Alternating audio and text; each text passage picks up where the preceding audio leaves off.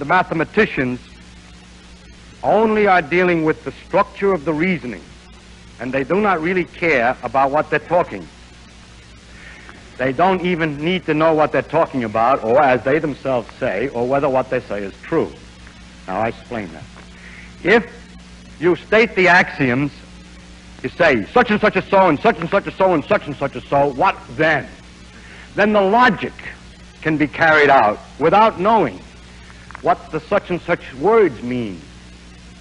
In other words, mathematicians prepare abstract reasoning that's ready to be used if you will only have a set of axioms about the real world. But the physicist has meaning to all the phrases. And there's a very important thing that a lot of people who study physics that come from mathematics don't appreciate. The physics is not mathematics, and mathematics is not physics. One helps the other. But you have to have some understanding of the connection of the words with the real world. And this is a problem which is not a problem of mathematics at all. Mathematicians also like to make their reasoning as general as possible.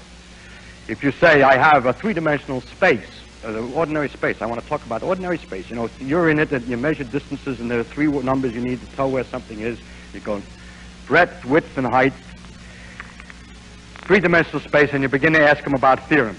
Then they say, now look, if you had a space of n dimensions, then here are the theorems. Well, I say, yeah, but I only want the case 3. Well, substitute n equals 3. And then it turns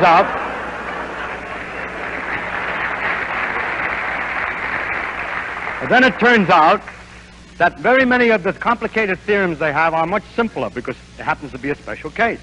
Now, the physicist is always interested in a special case. He's never interested in the general case. He's talking about something. When you know what it is you're talking about, that these things are forces, and these are masses, and this is inertia, and this is so on, then you can use an awful lot of common sense, seat-of-the-pants feeling about the world. You've seen various things. You know more or less how the phenomenon is going to behave. Well, the poor mathematician, he translates it into equations, and the symbols don't mean anything to him, and he has no guide but precise mathematical rigor and care in the argument.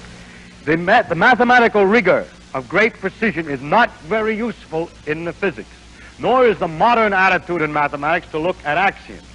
Now, mathematicians can do what they want to do. One should not criticize them because they are not slaves to physics. It is not necessary that just because this will be useful to you, they have to do it that way. They can do what they will. It's their own job. And if you want something else, then you work it out yourself.